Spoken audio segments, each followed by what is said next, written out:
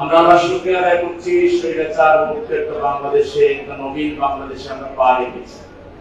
স্বৈরাচার শুধু পতন হয় নাই, সে তার দলবর্ষ পালিয়ে গিয়েছে। আমাদের আন্দোলনকামী ছাত্র জনতা আন্দোলনের মাধ্যমে এবার একটা রাষ্ট্র পরিচালনার একটা নিউ থিম, নিউ আদর্শ, একটা গাইডলাইন স্থাপন করেছে, একটা গাইডলাইন দিয়েছে।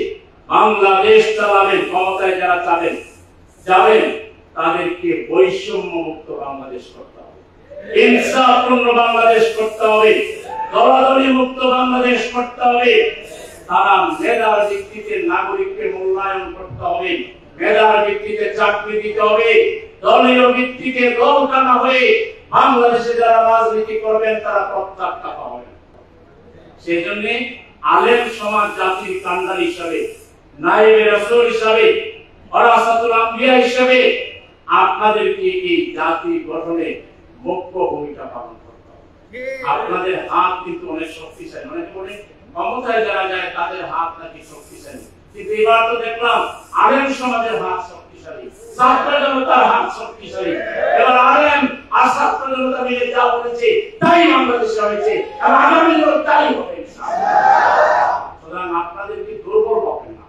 এখনো মসজিদের ইমাম সাহেবকে, মুয়াজ্জিন সাহেবকে, খতিব সাহেবকে মানুষ যে অনার করে, মাথার মুকুট বানায়া, মাথার তাজ বানায়া তারা যে সম্মান দেয়, আমরা অনেক সময় বুঝি যে আমাদের বুঝে ক্ষমতা নাই। না, এই বাংলাদেশের মানুষ সবচেয়ে বেশি সম্মান করে ইমামদেরকে, খতিবদেরকে, মুফাসসিরে কোরআনদেরকে, আলেম ওলামাদেরকে। আজকাল কিছুদিন দেশে রাজনৈতিক ব্যাকমঞ্চ, পলিটিক্যাল পার্টি জনসভা করতে পারে, মিটিং করতে পারে নাই। এই সময় রাজনীতির মাঠ কাঁপাইয়া তুলছিল আমাদের মুফাসসিরে কোরআন এবং আরো আলেম ওলামা যারা, তারা যেখানে গিয়েছে লাখ লাখ লোক সেখানে গিয়েছে, আর তারা ওই স্বৈরাচার, পতিত স্বৈরাচারের জাহালাত, তাদের সকল অপকর্ম তাফসীরের মাধ্যমে জাতিকে তারা সজাগ রেখেছেন, ঐক্যবদ্ধ রেখেছেন। আমাদের খতিবরা যেভাবে ভাষণ দিতেন, আমি তো অবাক হয়ে যেতাম।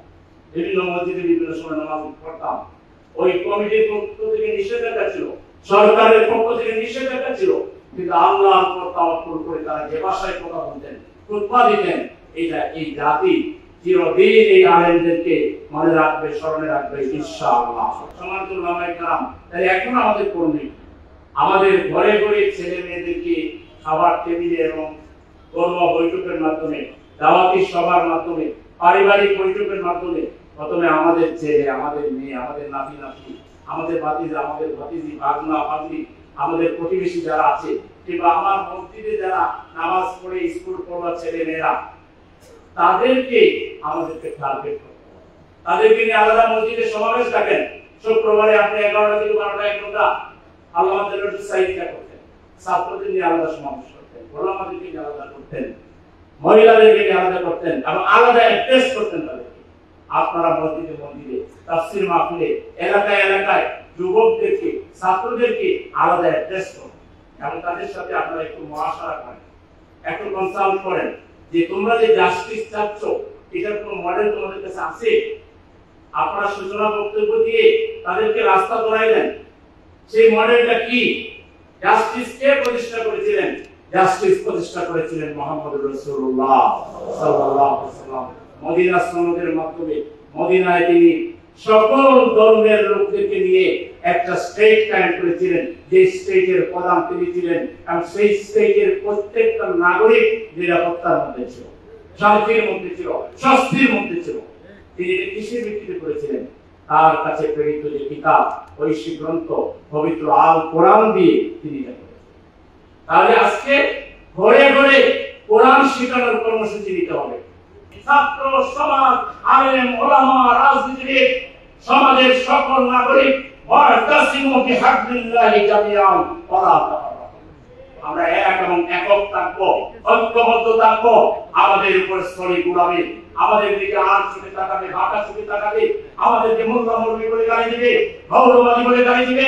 আমার দেশে বসে তারা অপসংস্কৃতি, অপরাজনীতি, অপকালচার চালু করবে, তার ভাবেরও সাধ্য হবে না।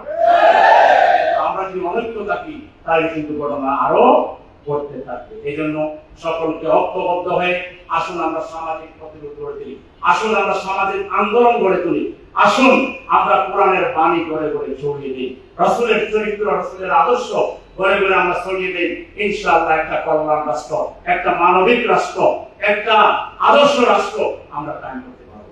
আসুন দিন কায়েম করে এই জাতিকে স্বস্তি দিই, নিরাপত্তা দেই, মুক্তি দেই, প্রকৃত কল্যাণের অধিকারী একটি জাতি হিসাবে এই জাতিকে আমরা তৈরি করি। আল্লাহ আমাদের সকলকে তৌফিক দান করুন। আমাদের সবাইকে অনেক অনেক শ্রদ্ধা, সম্মান, মর্যাদা, শুভেচ্ছা জ্ঞাপন করে আপনাদের ন্যায় খায়ের কামনা করে আমি আমার কথা এখানে শেষ করছি। আল্লাহ হাফেজ।